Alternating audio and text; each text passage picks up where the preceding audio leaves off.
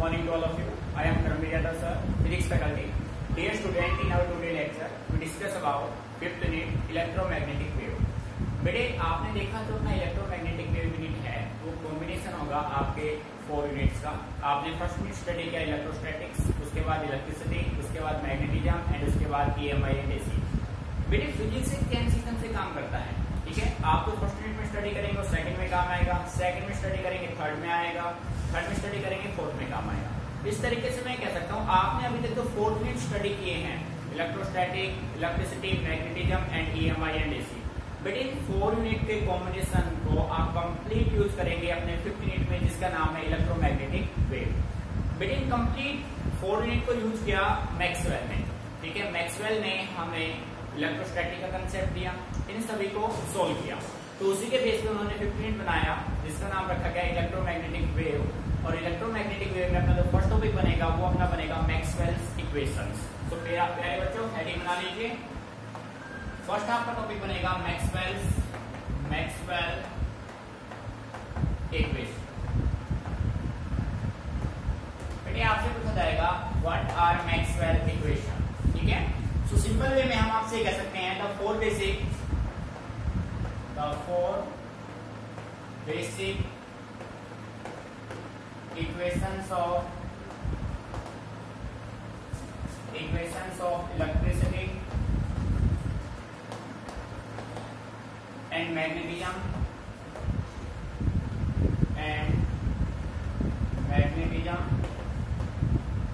are called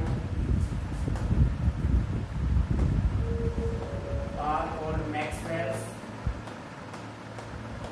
equation. बेटे बात समझ में आ रही है? आपके पास 4 बेसिक इक्वेशन है इलेक्ट्रिसिटी और मैग्नेटिज्म के, उन्हीं को हमने क्या नाम दिया मैक्सवेल इक्वेशन. ठीक है, सो प्यारे बच्चों देखो जो आपका फर्स्ट इक्वेशन होगा point number 1 means first equation, point number 2 means second equation, point number 3 means third equation, point number 4 means fourth equation of Maxwell. ठीक है, तो बेटे देखो फर्स्ट इक्वेशन हम कह सकते हैं गॉसेस लॉ इन इलेक्ट्रोस्टैटिक या इलेक्ट्रिसिटी और इलेक्ट्रोस्टैटिक. ठीक है बेटे, तो बेटे आपने गॉसिस थ्योरम स्टडी किया था इलेक्ट्रोस्टैटिक में. तो गॉसिस थ्योरम क्या कहता था? The net electric flux. कौन सा electric flux? Net electric flux passing through a close surface of any shape is equal to the, इसके बराबर था बेटे Q/ε0. Gauss's law in electrostatic और electricity we can say that phi equal to close surface EDS, इसके बराबर बेटे Q/ε0. ठीक है, ये हो गया इलेक्ट्रिसिटी में फर्स्ट इक्वेशन आपका. अब आप कह सकते हैं गॉसिस लॉ इन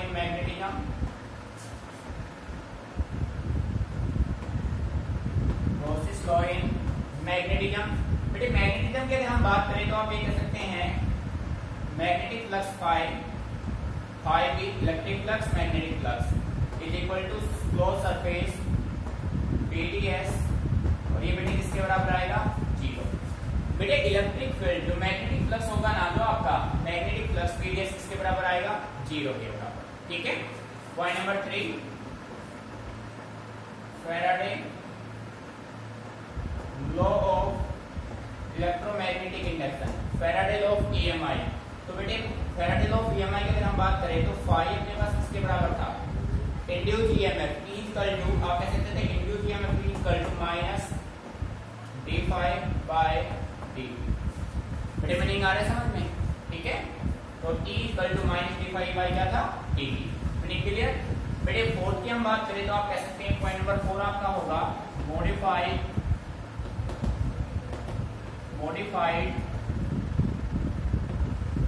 एम्पियर सर्कुलर लॉ. बेटे मेन कंसेप्ट आपका ये है, ध्यान से सुनना. मैक्सवेल ने इलेक्ट्रिसिटी, मैग्नेटिज्म और फैराडे तीनों के कंसेप्ट को चेंज कर दिया with the help of a new concept. That concept is known as displacement current.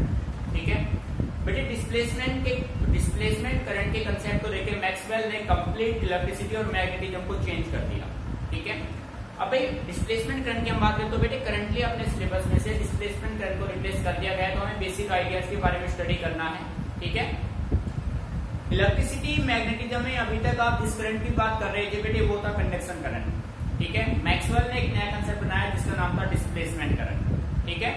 तो बेटे डिस्प्लेसमेंट करंट के बेस पे कह सकते हैं कि जो अपने पास modify Ampere circuital law ACL की अगर हम बात करें तो क्लोज सरफेस बीडीएल बेटे किसके बराबर था, म्यू नॉट आई के, किसके बराबर था, म्यू नॉट आई। बट ये जो आई आपके पास था ये ओनली कंडक्शन था। अब मैक्सवेल ने इसको मॉडिफाई किया, मॉडिफाई एसीएल, मॉडिफाई करने वाला कौन है, मैक्सवेल। तो मैक्सवेल ने कहा यहाँ पे कंडक्शन करंट के साथ साथ एक सेकंड करंट होता है जिसका नाम क्या होता है, displacement current. Where IC conduction current, IC है कंडक्शन करंट और प्यारे बच्चों आईडी है डिस्प्लेसमेंट करंट।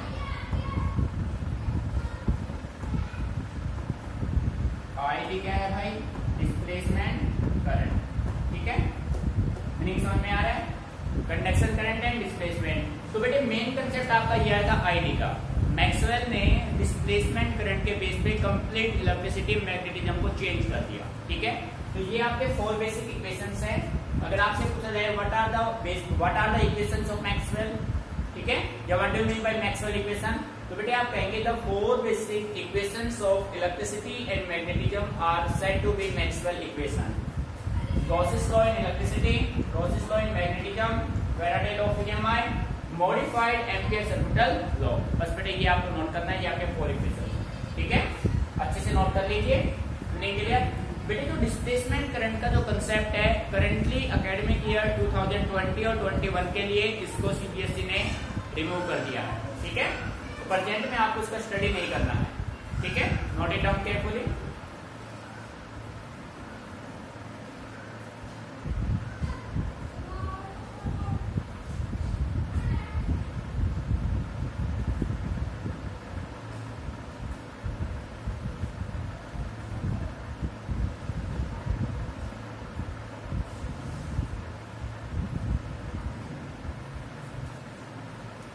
क्लियर प्यारे बच्चों, अब हम बात करते हैं इलेक्ट्रोमैग्नेटिक वेव एक्चुअली में होते क्या है, ठीक है। So student write down heading बना लीजिए, electromagnetic wave. In short we can say that EM wave.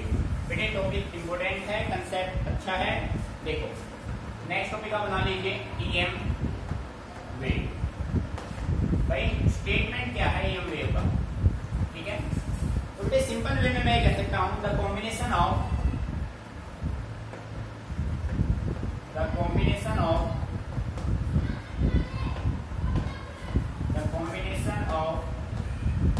time and space varying,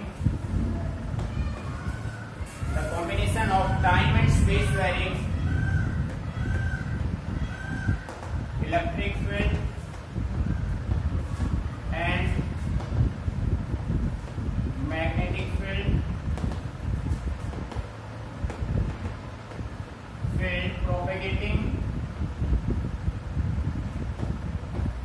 propagating in space is called EM wave।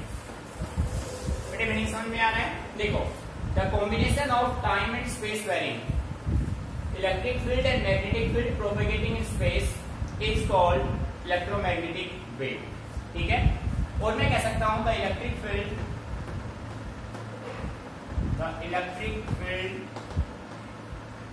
and the magnetic field are perpendicular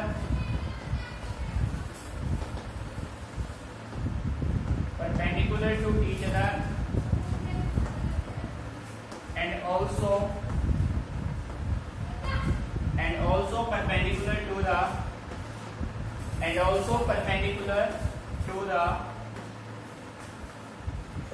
किसके होगा, propagation of their wave.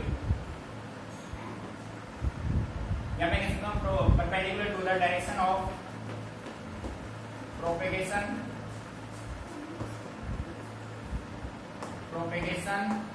Of the wave. बेटे ध्यान से समझिए, concept बिल्कुल simple है, एक diagram से हम इसको अच्छे से आइडेंटिफाई कर सकते हैं। देखो बेटे, the combination of time and space varying electric field and magnetic field propagating in space is called electromagnetic wave. जब आपका इलेक्ट्रिक फील्ड वेक्टर और मैग्नेटिक फील्ड वेक्टर दोनों स्पेस में ट्रेवल करें, बेटे स्पेस मींस होता है 3 dimension in all the 3 coordinates along x axis, y axis and z axis, ठीक है। तो बेटे उससे जो वेव आपको मिलेगा ना, that wave is said to be EM wave.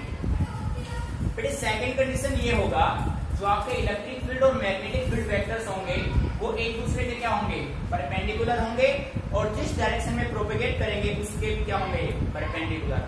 ये मेन कंडीशन है। अब इसको हम एक डायग्राम से अच्छे से अंडरस्टैंड करते हैं। देखो बेटे, ध्यान दीजिए भाई, y एक्सिस हो गया, z एक्सिस हो गया, x एक्सिस हो गया। अब मान लीजिए वेव प्रोपेगेट कर रहा है along x axis, propagation direction of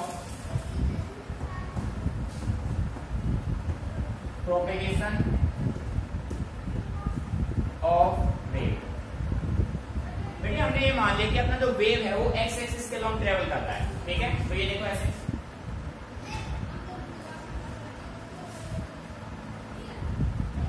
मान लिया, ये मान लीजिए कि ये आपके इलेक्ट्रिक फील्ड वेक्टर्स हैं। कौन से वेक्टर हैं भाई, इलेक्ट्रिक फील्ड वेक्टर्स, ठीक है। आप देखो यहां से जो मैग्नेटिक फील्ड वेक्टर होंगे वो आप कैसे होंगे,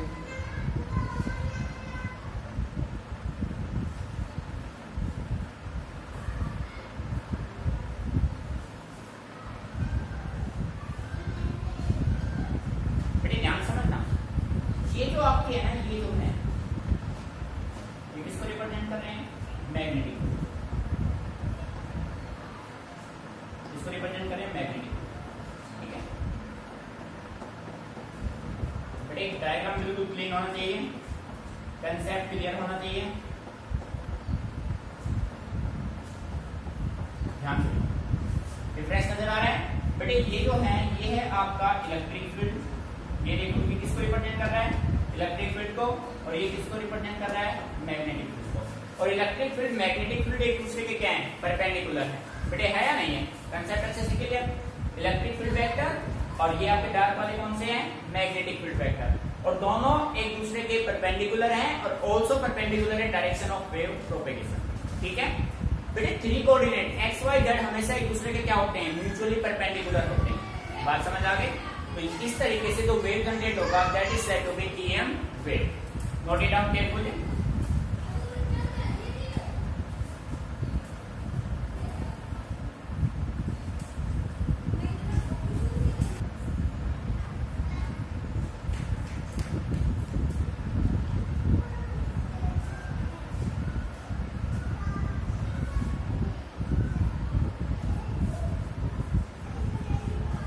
कंसेप्ट को समझना अच्छे से। अब हम देखो भाई, इलेक्ट्रोमैग्नेटिक वेव की डेफिनेशन अब तक क्लियर है। बेटे अब हम बात करते हैं how we produce electromagnetic wave. कोई भी इलेक्ट्रोमैग्नेटिक वेव कैसे प्रोड्यूस होता है, कोई भी जो वेव है वो कैसे जनरेट होता है, how to produce EM wave और method to produce EM wave, ठीक है। तो बेटे नेक्स्ट हेडिंग बना लीजिए सभी बच्चे, कंसेप्ट इंपॉर्टेंट है बेटे, ठीक है। तो देखो बेटे नेक्स्ट आपका टॉपिक होगा, नेक्स्ट टॉपिक आपका होगा methods to produce EM wave. बेटे वो कौन से तरीके हैं, कौन से मेथड है जिससे आप EM वेव प्रोड्यूस कर सकते हैं, ठीक है। एक एक पॉइंट को ध्यान से समझना है, प्रैक्टिकल है बिल्कुल बेटे, ठीक है। भाई कोई भी वेव जनरेट कैसे होगा, देखिए ध्यान से। फर्स्ट पॉइंट मैं कहता हूं by an accelerating charge, by an accelerating charge. बेटे किसी भी चार्ज को आप यदि एक्सेलरेट करेंगे ना, एक्सेलरेट कराएंगे तो उससे क्या जनरेट होगा, उससे EM वेव होगा। अब किसी भी चार्ज को आप कैसे एक्सेलरेट करा सकते हैं, बेटे ध्यान से समझना। Most common way to accelerate, most common way to accelerate a charge is a LC oscillator। बेटे ध्यान से सुनना, बेटे हम ये कह रहे हैं जब आप किसी भी चार्ज को एक्सेलरेट कराएंगे, एक्सेलरेट का मीनिंग अच्छे से क्लियर है, उसको मोशन में लेके आएंगे। किसी भी चार्ज को यदि आप एक्सेलरेट कराते हैं तो उससे क्या जनरेट होगा, उससे प्रोड्यूस होगा electromagnetic wave.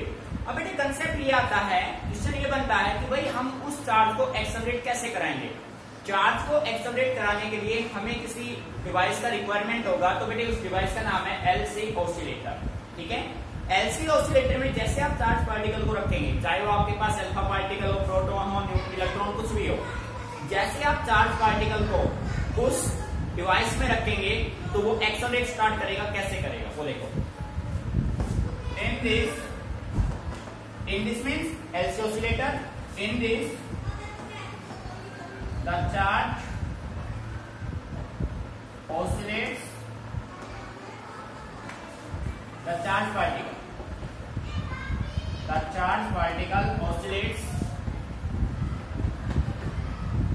oscillates with frequency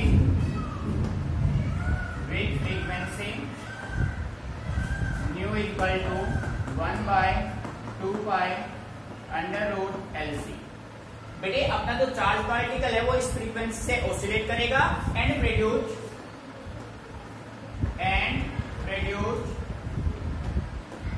EM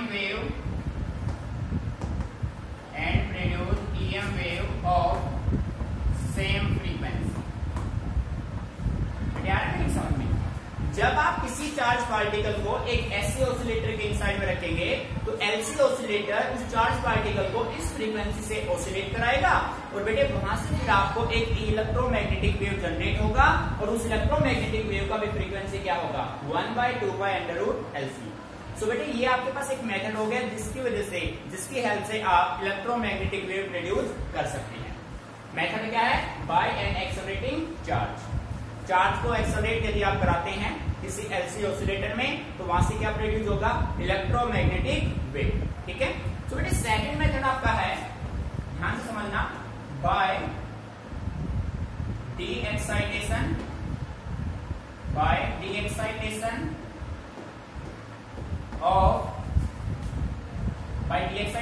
of nucleons. बेटे डी एक्साइट करा दो न्यूक्लियॉन्स को। न्यूक्लियॉन्स क्या होते हैं भाई, एटम न्यूक्लियाई में हमने स्टडी किया था, जब प्रोटॉन और न्यूट्रॉन किसी न्यूक्लियस में बेटे साथ साथ होते हैं तो उसको क्या नाम दिया जाता है, न्यूक्लियॉन्स। ठीक है, by D excitation of nucleons. Nucleons को डी एक्साइट करा देंगे तो वहां से क्या जनरेट होगा, वहां से बेटे EM वेव प्रोड्यूस होगा। मीनिंग आ रहा है समझ में। Number 3, by D excitation of an electron from higher energy state to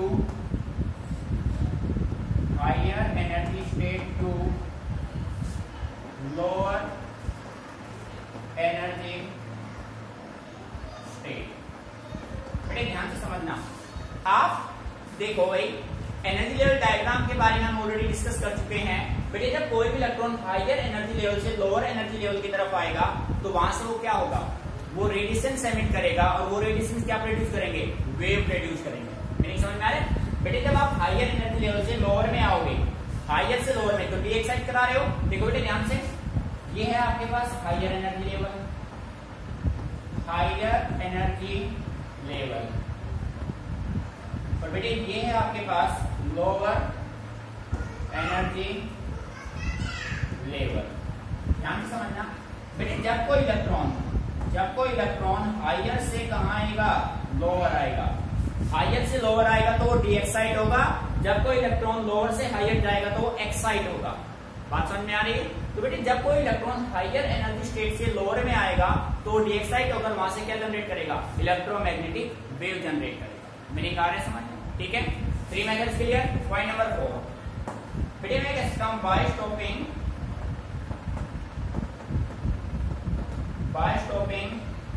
and fast, by stopping a fast electron by hydrogen substances. ठीक है बेटे, किसी मान लीजिए एक इलेक्ट्रॉन वेरी फास्ट स्पीड से आ रहा है, वेरी फास्ट स्पीड से आ रहा है, उसके सामने आपने एक हाइड्रोजन सब्सटेंस आपने उसके सामने रख दिया, तो अब ये इलेक्ट्रॉन उससे टकराएगा। जैसे इलेक्ट्रॉन उससे टकराएगा तो क्या जनरेट करेगा? इलेक्ट्रोमैग्नेटिक वेव जनरेट करेगा। बेटे मीनिंग आ रहा है समझ में? ठीक है, by stopping a fast electron by hydrogen substances. बेटे हाइड्रोजन सब्सटेंसेस का मतलब है वो एक ऐसा एटम उस इलेक्ट्रॉन के सामने आप रखेंगे जिसका एटॉमिक नंबर ज्यादा हो। बात समझ आ रही है? तो बेटे ये 4 वे हैं, we have mainly 4 way to produce electromagnetic wave by an accelerating charge। Charge को एक्सेलरेट करने का मोस्ट कॉमन मेथड है आपका LC ऑसिलेटर। ठीक है, सेकंड आपका होगा by D excitation of nucleons. ठीक है, by D excitation of electron from higher energy state to lower energy state. ठीक है, हायर एनर्जी लेवल कह सकते हैं, स्टेट एक ही बात है। हाई से लो आएगा तो डी एक्साइट होगा, लो से हाई जाएगा तो एक्साइट होगा, तो दोनों कंडीशन में क्या जनरेट करेगा? EM wave.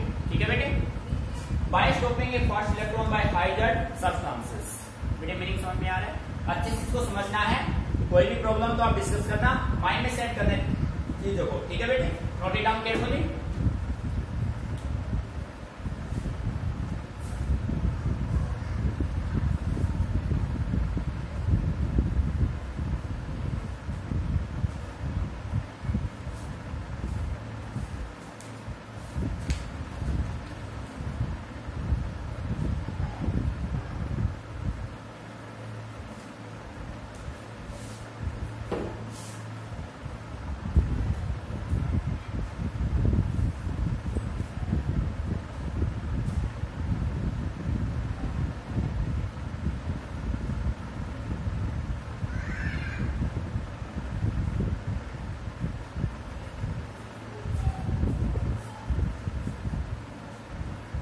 यहाँ तक clear?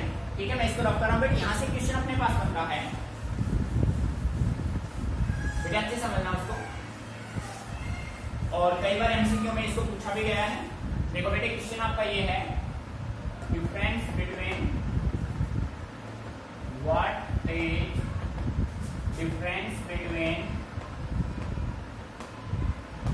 Difference between x ray and gamma ray. ठीक है बेटे, भाई एक अपने पास होता है एक्सरे, एक अपने पास होता है गामा रे। इन दोनों रे में बेसिक डिफरेंस क्या है उसकी हमें बात करनी है। तो बेटे देखो आंसर, बेटे जो आपका एक्सरे है ना वो एटॉमिक रीजन का होता है और जो गामा रे है वो न्यूक्लियर रीजन का होता है। ये इन दोनों में बेसिक डिफरेंस है। तो बेटे आप कह सकते हैं एक्सरे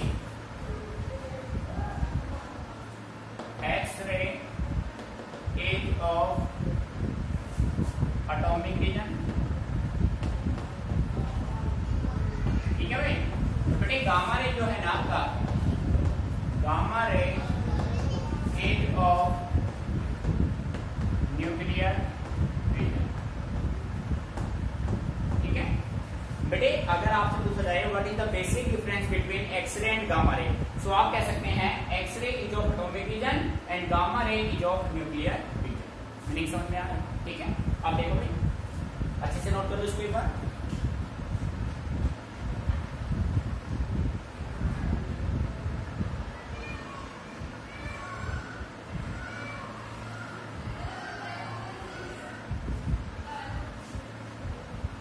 क्लियर?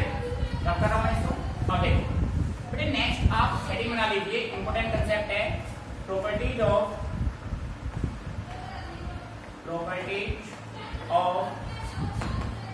EM wave. ठीक है भाई, जो इलेक्ट्रोमैग्नेटिक वेव है उनके बेसिक प्रॉपर्टीज क्या है उसके बारे में हम डिस्कस करते हैं। देखो बेटे, जो सबसे इंपॉर्टेंट इसका प्रॉपर्टी है वो आपका फर्स्ट है EM wave is of transverse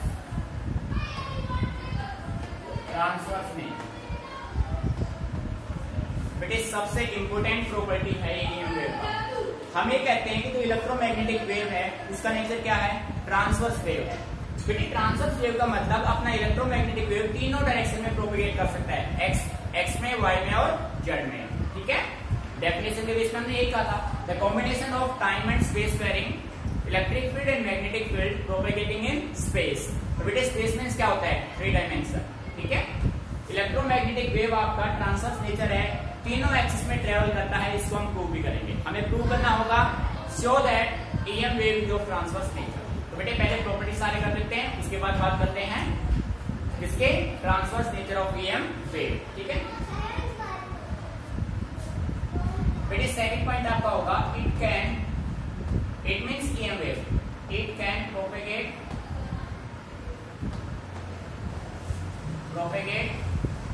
in vacuum.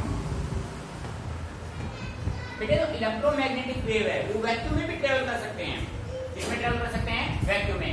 It can propagate in vacuum, ये वैक्यूम में प्रोपेगेट कर सकते हैं, and hence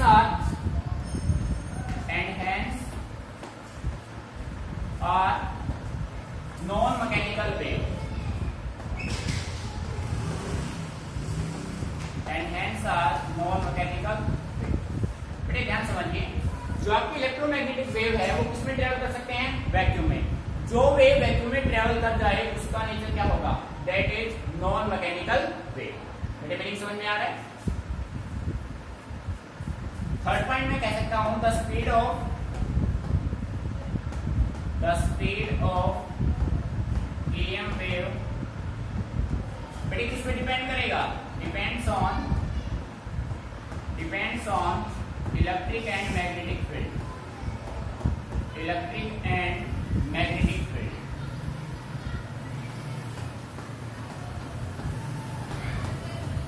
electric and magnetic field बेटे दोनों पे मेन कंसेप्ट आपका है, इलेक्ट्रिक फील्ड मैग्नेटिक फील्ड दोनों पे डिपेंड करेगा स्पीड ऑफ ईएम वेव। तो मैं यहां से कह सकता हूं इन वैक्यूम, बेटे वैक्यूम में सी आपका होगा 1/√μ0 एप्सिलॉन।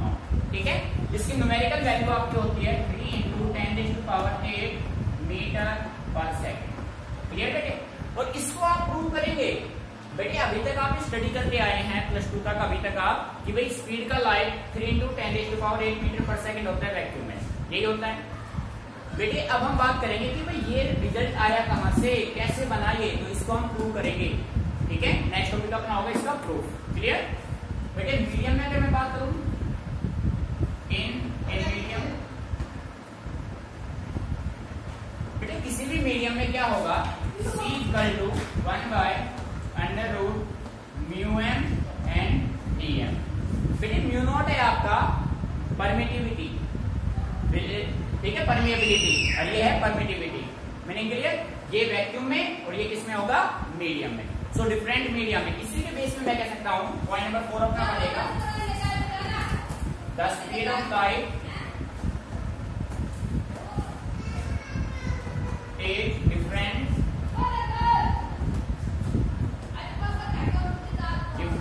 In different medium.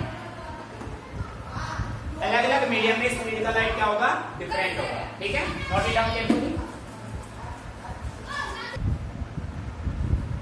बेटे देखो तो स्पीड ऑफ, देखो इसी के बेस में मैं कह सकता हूं तो स्पीड होगा लाइट का वो डिफरेंट होगा डिफरेंट मीडियम में। ठीक है, नंबर 5 में मैं कह सकता हूं, जो स्पीड की बात आप कर चुके हैं, अगर हम एम्पलीट्यूड की बात करें, amplitude of electric field and magnetic field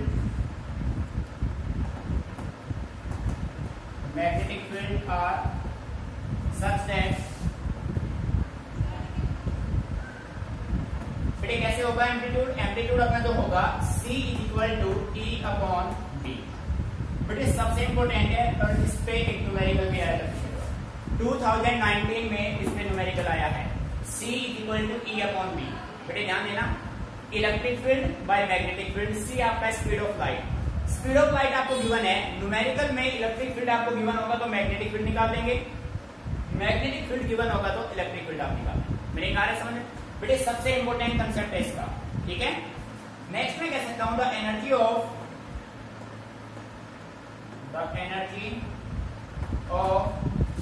EM wave, the energy of EM wave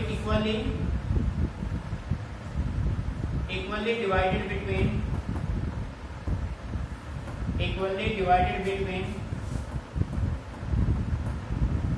electric field and magnetic field। बेटे आ रहा है नहीं समझ में, ठीक है।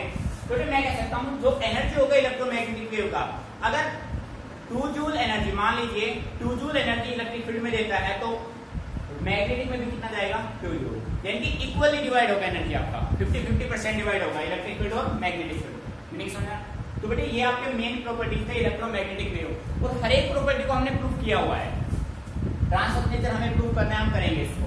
It can propagate in vacuum, electromagnetic wave vacuum में ट्रेवल कर सकता है। आप देखो सनलाइट है बेटे, सनलाइट अपने पास आ रहा है, अर्थ के सरफेस पे आ रहा है, तो वैक्यूम से क्रॉस होके तो आ रहा है अपने पास, आ रहा है नहीं आ रहा? क्या इलेक्ट्रोमैग्नेटिक वेव को किसी मटेरियल मीडियम का कोई रिक्वायरमेंट है? बिल्कुल नहीं है। Electromagnetic wave do not require any material medium for their propagation, वो वेव वैक्यूम में भी ट्रेवल कर सकते हैं। तो बेटे इन प्रॉपर्टीज को अच्छे से आपको प्रूव करना है, और इसको हम प्रूव करेंगे। भाई स्पीड ऑफ लाइट वैक्यूम में आपका 3 × 10⁸ मीटर पर सेकंड होता है, इसका प्रूफ हम करेंगे। नेक्स्ट टॉपिक अपना वही होगा, ठीक है। तो बेटे एक एक पॉइंट को माइंड में सेट करना है, इस फॉर्मूले को माइंड में रखना, इसके बेस पर न्यूमेरिकल आप सोल्व करेंगे, ठीक है। फिर भी किसी पॉइंट में आपको कोई प्रॉब्लम हो तो आप इसे डिस्कस करेंगे, ना कि उसको रटा विकेट करेंगे, ठीक है। अच्छे से समझना है ये कंसेप्ट को, माइंड में सेट करना। Clear? Note it down carefully.